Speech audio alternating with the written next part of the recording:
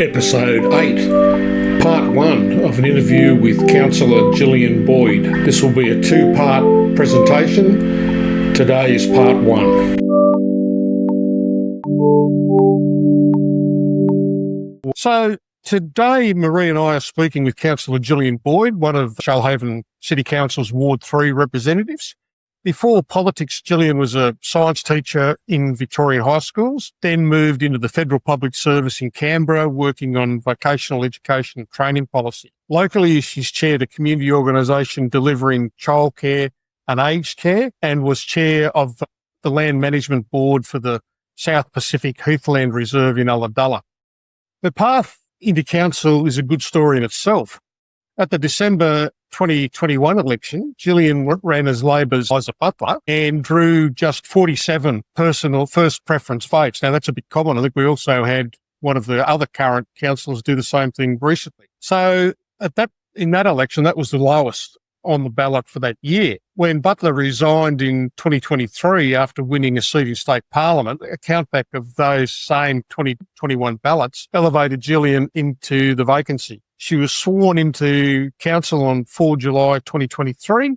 Then she had to face voters on her own merits at the September 2024 election. She topped Labor's Ward 3 ticket, which polled 4,726 votes, just over 21%, and was elected outright on the very first count, reaching quota without needing preferences. So that's a major turnaround, and I think it's an indicator of the job she was doing in the previous council, a big effort.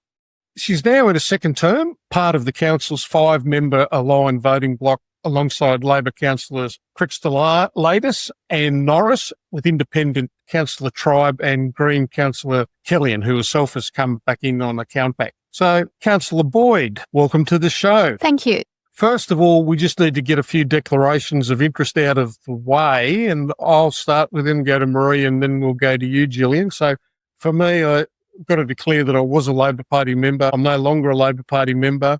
I have actually worked handing out material for Gillian in both elections, and I did have a street sign for her. So I'm quite a strong supporter of Gillian, but that doesn't stop us asking hard questions. So that's my declaration. Marie? I'm a member of the Labor Party, have been since 1985, brief sojourn for about 3 years. When I was overseas, I was a long-term federal staff ministerial employee and opposition as well. And then I worked 2 years in Stephen Jones, federal MP for Whitlam's electoral office. And then I became a councillor at Shoalhaven Council for 3 years.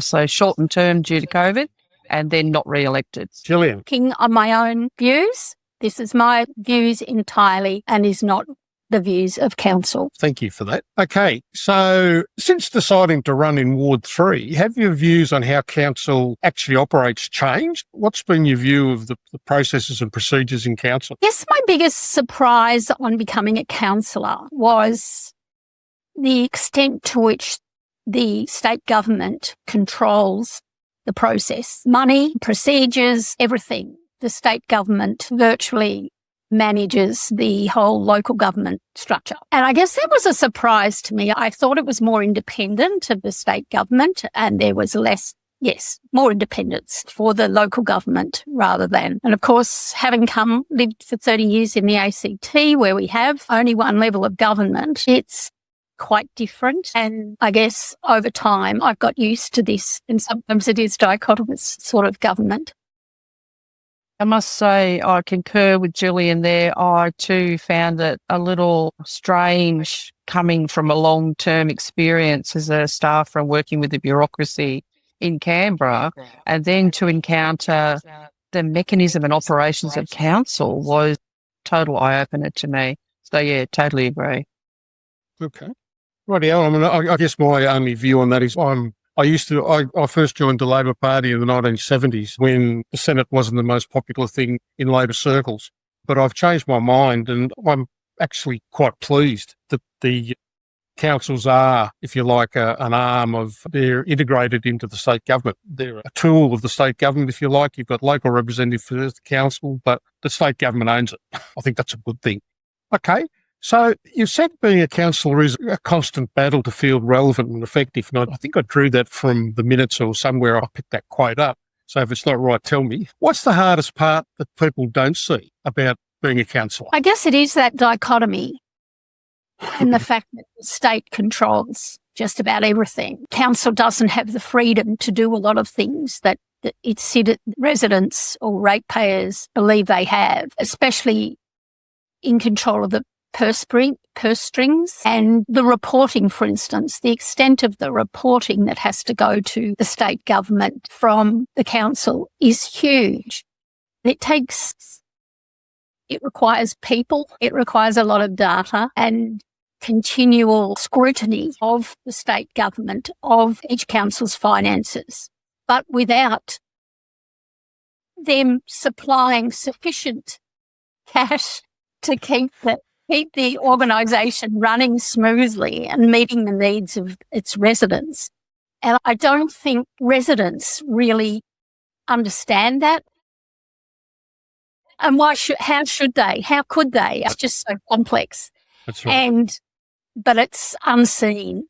Yeah. And I think it's a constant struggle to try and allow people to understand that or appreciate it at least. I'll go to Marie, but you're dead right. And partly that was the motivation to start the Eye, was trying to get some education out there, the general population, about how this all works and how to look at councillors and work out, are they actually doing a good job or a pretty ordinary job? So that was one of the motivations for the Eye. The other motivation was, I think it's no secret, not a fan of SIG and the absolute lies that were told during the campaign. So that was my view. So, Marie, any comments there? Yeah, I do. And I think, again, harking back to Gillian's comment about the general lack of understanding about structurally how the three levels of government works. And there's no real civil education anymore. So people don't understand that out there. And one of the things I think I found difficult to explain to people is that you have council roads and you have state roads, or you have a big federal highway, whatever, and they are funded vastly differently, but sometimes they are funded via a grant and then by some money by council. And that issue, say for me, would have been Tripoli Way bypass, which had been going on since the 1960s. And people just assumed, thanks to Gareth Ward mostly, that the state, it was all about the state. We were going to promise we're going to fund it. But it was a two-pronged approach. The council had to agree to fund part of it, and then the state government agrees to fund via a grant funding another piece of it. And out there in the community, that's a very difficult thing to help people understand. They just think, there's the money, why isn't it being constructed? And I think there's some complexity that as councillors we have to deal with in explaining those sort of issues. Yeah, the other thing that I think a lot of people don't quite get is that their rates doesn't pay for everything. In fact, the rates contributions are really a minority. Is that right? I don't know the right word, but a small parcel of the money that council spends. So the rates plus the grants, state and federal, plus the revenue for other fees. It's a complex mix when people think, I pay my rates and therefore I should get a super highway to my home. No, sorry, it doesn't work like that. So, Gillian, anything you want to add before we move on after hearing those two wise summaries by the hosts? Any issues? No, that's lovely. So, on that instance. That's right. So, Gillian, you've also described being nice as a deliberate strategy. And I got a quote from somewhere, so if I haven't got it right, let me know. And the quote was, so I don't make more enemies than I already have, which isn't a bad line. So what's been your strategy with the nice campaign? I think that was my initial campaign. I have since revised. Updated. Yes. Gillian version 2, radio. Yes, it is. I'm still nice at a personal level, I think. There are some issues that arise that make me extremely angry, and it's hard to remain nice. My approach used to be, when I managed my department's appearance before Senate estimates at the federal level, where you think about, how you want to respond, what you want to say and how you want to say it. But then you think, now what would happen if this came before Senate estimates? So you immediately rip up what you've already written or erase it from your mind and rewrite something that's a bit more palatable to the general public or to the chamber. So I do use that approach. I do sometimes write speeches that I will intend to say and then leave out the last bit, which is often not very nice. I have resorted to, especially Councillor Steele made that amendment to include, to revise the moment of reflection to a prayer. It wasn't so much that he wanted a prayer, but his argument for it I found totally immoral, and it just made me extremely angry. And I must say afterward, I did tell him what he had proposed was utter expletive. See, I don't have to be nice, and I'll get Marie to comment on this as well. You're dead right. What I hear from Steele is essentially the One Nation. I've yet to see him actually do anything of value for the community of the city. It's all this posturing, this One Nation posturing about whether it be Indigenous issues, where he had the issues with the Welcome to Country, all stuff that's flowing out of One Nation. So me being not obliged to be nice, I have no time for Councillor Steele as an endpoint. So Marie, any comments on that about being nice in the chamber and that sort of strategy? Oh, I struggled each meeting and each briefing to be nice with the pot plants that we had on council. And I don't have to be nice in saying that some people who end up on a ballot, much like Councillor Steele, on a countback or whatever the case may be, clearly do not belong on a council dealing with the people that we have to deal with them, many disadvantaged, disabled, elderly, all of those sorts of things. I find it offensive when we end up with those kind of people representing our regions. So, yeah, I really struggled often. In fact, I was the first one to stand up one day, pack my stuff up and walk out. It was a big brouhaha because 3 of us or the 4 Labor councillors got up and walked out. I'll come back to Gillian, but I think there's 2 things there that being a close observer of council, probably not as close as Gillian, but I think Councillor Christolatis sometimes struggles with this. He's a passionate man and he's very easy to read. He's a bit like why I never would go into politics, because when I think somebody's an idiot, I'll go, you're an idiot, which is certainly not chamber worthy. So that's that. The other thing I was going to say, and considering that Gillian was brought in countback, is there's 2 different types, I think 2 different types of countback. And we touched with Matthew Norris last week that when they come from a clearly defined party, whether it be the Liberals, whether it be Labor, there's a process that goes on. Now, I'd say, just because of my personal experience and observation, that the Labor process is pretty good.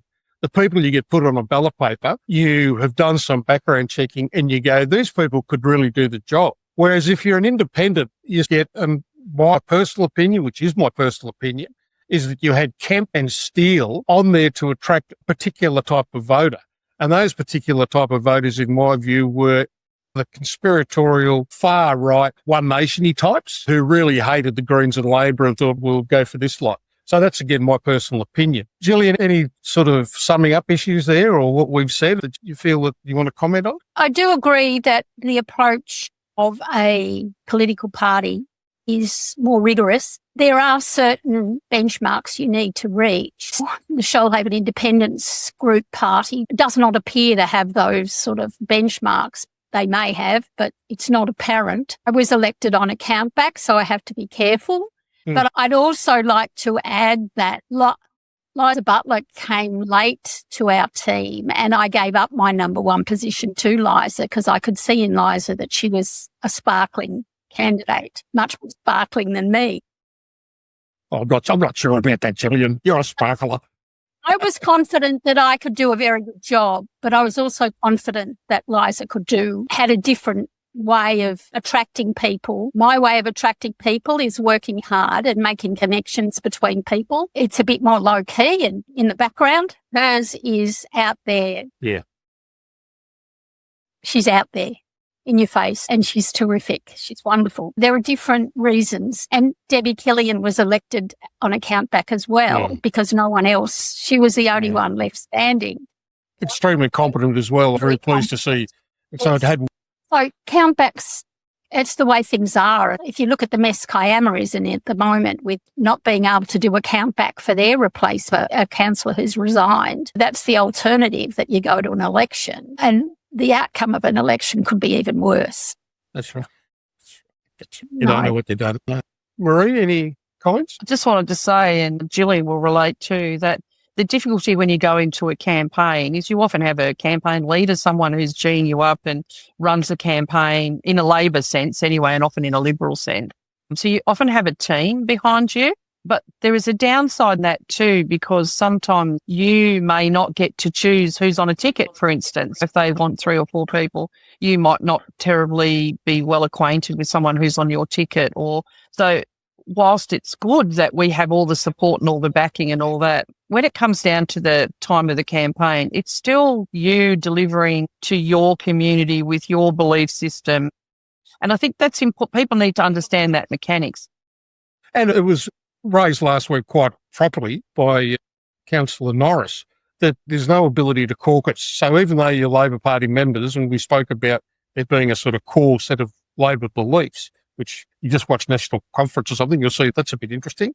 But there's not this ability, like you're not following some blind complete agreement when you go into chambers. You're going into the chamber essentially as you elected through the Labor vote, but you're the person making the call. So you are free to make your decision. So next one, Gillian, is if residents mostly see you as the quiet half of the not SIG block, and I was going to say the SIG opposition, but the facts are there are generally two blocks within council, the SIG numbers and the non-SIG numbers, and they tend to vote those ways for whatever reason, mainly good reason. So what do you want people to know about you as being the quiet one in the non-SIG block? How do you approach that? I don't think I am the quiet one. I think I don't get up as much as Councillor Norris or Councillor Tribe, but I do get up and I do say things when I feel strongly about something. I'm not the most confident speaker in the world, so perhaps I don't have the impact.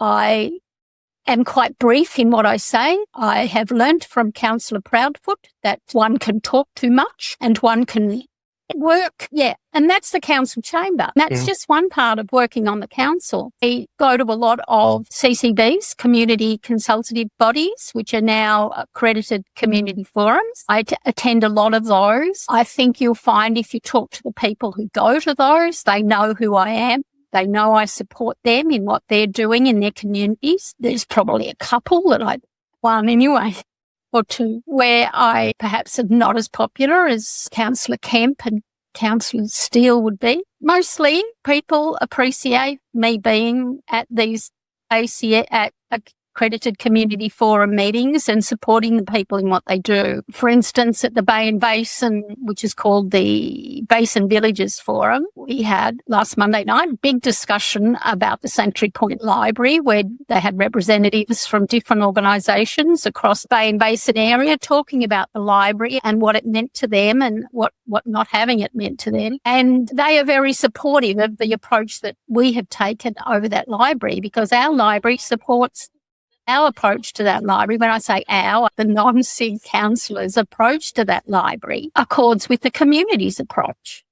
We are representing their views. We might go to the library issue next in some detail, because here's an issue that at the moment is very topical. It's been probably very topical for a decade, but we'll go to that. I don't really think there's anything such as a quiet approach. There's just personal approaches to items, and some things you're incredibly passionate about and you really need to speak on it, or you've got a community that's asked you to speak on their behalf. Yeah. And it's often a lot about the work that you do in the background, I believe, with your communities and how you respond to a business paper. The person that speaks the loudest is often the person that's the most shallowest, in my opinion. And that's certainly what I found. You can talk a lot, not know what you're talking about, and not really be in touch with your community. But yeah, the loudest person is not the smartest person in the room. Well put. Shelley, we'll move to the library and look up with Bob Proudfoot yesterday and had a tour of the site. So I've got some views based on that conversation. So Do you want to just over to you to talk about the library and what you think's going on and why and how and what it means? I guess the people of Bay and Basin, the Bay and Basin area, that's Vincentia, it's Sussex Inlet, it's Sanctuary Point, it's St George's Basin, Hyams Beach, all around that area, basically have this tiny little library in a rented, looks like a house, in the grounds of the Sanctuary Point Primary School. It is too small. They can't hold a children's story time because there's not enough room. They can't hold a book club because there's not enough room. They need a new library. And I guess you've all watched that or heard about the peregrinations of council over the site that should be erected. Initially, in 2017, I think it was, long before my time, it was proposed to be opposite Vincentia High School. Bob Proudfoot, who was a councillor at the time, felt that this was in an inappropriate place, and it was decided that it will be moved to Sanctuary Point. And that was 2019, I think. In 2020, in the last term of council, towards the end of the last term of council, a group of people, we were given a briefing on the proposed library, which was to be next to the school where the sports oval. And they showed us what they wanted. And it was a 2-story edifice with a balcony around the top floor and community space up the top. But the price tag was $34 million, which was, they had a grant for $7.5 million from the federal government. So it was a long way short. And of course, it was well after we'd had the investigation into the financial sustainability of council. So there was no way we were ever going to afford a $34 million library. The reason it was so large is because it's a library to meet the needs of a region, and there's sort of guidelines as to how big a library for that size of that population, how big a library should be. And that's why the library was proposed, regional library was so large. Because it was so much money, we heard that there was a library in Warilla out of Shell Harbour that only cost, I think when it was built around 2019, I think, that only cost $6 million. That's right. Yep. It was built by the same architect that Shoalhaven City Council was using for their library. So it would have seemed a logical approach to use that design for an appropriate spot in Sanctuary Point site. Sanctuary Point, more achievable, more affordable library that's only 1 story and will only cost $14 million at that time. I don't know why that variation was never put in, but apparently it wasn't. And I guess then the new council came in and changed the site again, and the rest is it history? I'm not sure if it's history yet. But now there's the squabbling over the site again, which will cause further delays. It has to be redesigned. There was lots of lies out there saying that council was going to build a $34 million library when that library was gone 2 years ago. Yeah. Yet it was being raised in council that we're no longer going to build the 2-story $34 million library. We can't afford that library. That was agreed some 2 years earlier, and it was raised by Councillor Steele. I think it was Councillor Crick-Stolitis put in raised a point of order, but it was dismissed by the mayor. So we were never able to get that information out there. That $32 million or $34 million building was off the books. And it hadn't been for this whole term of council. So it just became, like all things in that council, just completely putting the worst scenario forward, make what they're proposing seem reasonable, when what they're proposing is to spend another $300,000 on new designs and waste another 6 months. And this came out of the blue. Yeah. It just came out of the blue on that night of the meeting. We had no background. We weren't able to ask staff for more clarification. Councillor Kazmiri said it would be cheaper, and everyone just accepted that story. No one knows if it's going to be cheaper because we haven't done any investigations whatsoever. It's certainly going to be smaller because the site is not big enough to hold the design that it would have had on the other side. Same area, but it's a different part of the site. So I went up yesterday and had a conversation with Councillor Proudfoot. And first up, I've got to say that I was so pleased to do that because the SIG councillors generally hide behind their desks and throw insults at me. So good on you, Bob, for actually talking. And I think, to be fair to him, he walked me through the site. I think there's two levels. There's the factual stuff that Bob said, but it doesn't cover the politics of it. So essentially, he took me through the three locations. In fact, he took me to another location, which was down near the preschool in the block of land down there. I tended to actually agree with him. So this is what happens when you actually talk to people face to face. I agreed with him on his first point that they could have built that there at the change sheds, and they could have had perhaps a community centre, which to me seemed quite logical, quite sensible. Now, as I understand it, the only thing that really put the kibosh on that was advice from staff based on the library guidelines. And I also agree with Bob, looking at the guidelines, that they are that, guidelines. So that site could have been the site, but that wasn't to be. On the other two sites, the site that's there opposite the club, I still see no problem with that. I know that it's very confusing, this car parking issue, because as Bob said to me, yeah, there will be 2 more car parks, but they're not on that site. They're using further away and other sites across the road. So he said, I don't know whether that's true or not, but so the car parking was still an issue. Although it did indicate that with the site closer to the Bendigo Bank, they'll probably lose 8 car parks there if they bring it out to where it needs to be built. And he did suggest that some of the grassed area over towards the club may be used. Now, I don't know. He also agreed that the costing or potential savings of that was, and I think I used the term, if I was doing it, did I pull it out of my bum? And he generally agreed that there's no information that indicates that it's going to be cheaper and they will have to spend money to look at it. So I came away from talking to Bob hearing a fair bit of common sense, but that's not reflected in what I see in the politics. And the politics I see in it is, as you say, Councillor Kazmiri coming in, dropping a sort of bomb after things were pretty well established. I think you're also right in terms of the costing, that this $32 million thing gets thrown around where it wasn't going to be $32 million. And as I understand it, and I did post up a document, that the council at the moment has said that they're only asking for $2 million from the federal government. And that was in a letter that was shown to Win TV, which I've got a photograph of. So there's all this intrigue around this topic. Yeah, for whatever reason, I don't know. Was it because, and this is Steve Prothero's mind working, was it because they wanted Andrew Constance to announce that if he had been the member that he achieved it? That's what we saw with Gareth Ward, was they don't like giving anybody the opportunity to cut a ribbon unless it's a Liberal. Don't know. I did raise with Bob, and it's no secret, it's not a code of conduct issue. I've made a complaint to OLG and to ICAC. About 2 councillors, I believe, had a conflict of interest to this issue.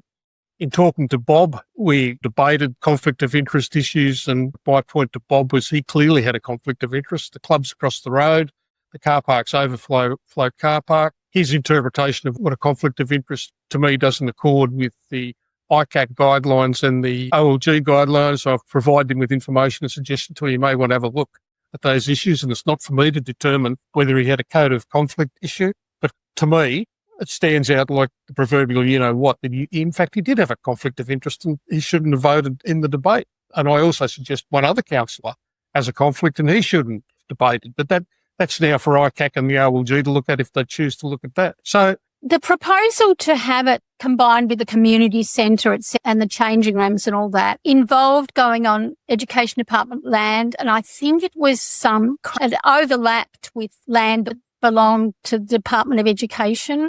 And part of that land was to be used to build a preschool. The New South Wales state government, in their following on from ACT's example of building all their preschools, public preschools within the grounds of their primary schools. So that area was to be used to build a preschool. Some of the Education Department land was to build the public preschool, and that overlapped with that, as I understand it. The other thing was that combination of community centre, sports changing rooms, etc., was incredibly expensive and difficult to get grants for because it overlapped library and sporting facilities. I think that can be overcome. That was one of the arguments. But it was incredibly expensive to do that. And yeah, that's why that was shelved. It was just ridiculously expensive. And even stretching it to 14 million is probably, it's a It's a lot of stretch. money. It's a lot of money. Yeah. Marie, observations, views? As the objective outside observer, but also a terrible cynic, behind all of these decisions, I think we all know, is the darker arts of politics. And things are often delayed due to politics. Sometimes they're pushed ahead due to politics. And you've always got to ask yourself the question, when all of these things happen, what's the real picture behind that? And we know that there is a general, I would almost say, a hatred for Labor more broadly amongst those conservative independents, is what I like to call them at Shoalhaven. And they never want Labor to have a win on anything. They get frustrated. And when we had Gareth Ward, both in our area and down in your area, every opportunity had to cut a ribbon or to go to a community and say, I delivered that. I noticed that's a carryover in the councillors, in the SIG councillors. So my cynicism tells me that they're delaying it, mucking around with it, changing the goalposts all the time due to a political, opportunistic type of approach rather than the truth, whatever that is, somewhere in the middle. I was just going to say, I agree with you totally, Marie. And that is certainly the understanding amongst Labor representatives here. I enjoyed talking to you both. Okay, that was pretty much what Matthew said. Often get That's right. any chance at all. Okay, rightio. Yeah. So any final words from either of you on the library issue? We agree there's the dark arts of politics, winds swirling around the library. I think the fundamental thing about the library is that the people of Sanctuary Point or the people of the Bay and Basin area need a library. And some people hate libraries, and Casimiri has said that quite openly. And I'm not sure that Bob Proudfoot likes libraries either. He says he does, but I'm not too sure about that. And they say, I will never use that library. But there are lots of people who will. And there's a sporting field there too. I will never use that sporting field. I don't think and never have and never will. I don't use that sporting field, but I don't mind people having it or council paying for the maintenance of it or even building new sheds there so that the boys can change their gear and have a shower. They don't even have a girls' team there. Anyway, it's the same with swimming pools. I don't use the local swimming pool either. But I'm happy to have a swimming pool there and have council support. My rates go towards supporting the swimming pool and making sure it's open for people who love to swim. And I love to swim too. It's just not something I do anymore. And people seem to think that a library is different, that because only some people use it, it's not worth supporting. But all council facilities are used by different groups of people. Some people use all of them. Some people use none of them. And council supports them all. And I think the people of Bay and Basin deserve to have the opportunity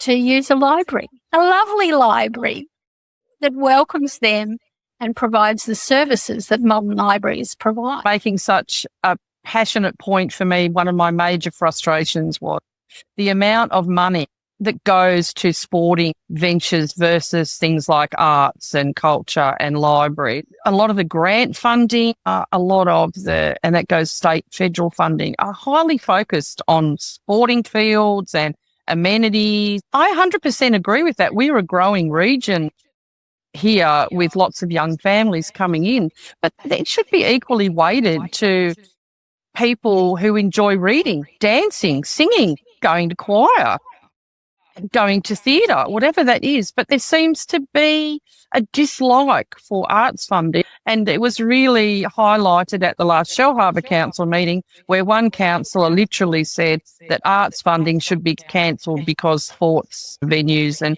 facilities are far more important than the people who earn money from arts. It's diabolical to me. That should even be a debate. It should never be a case of one or the other. We have all sorts of people, all sorts of diversity in our community. We should be serving everyone equally.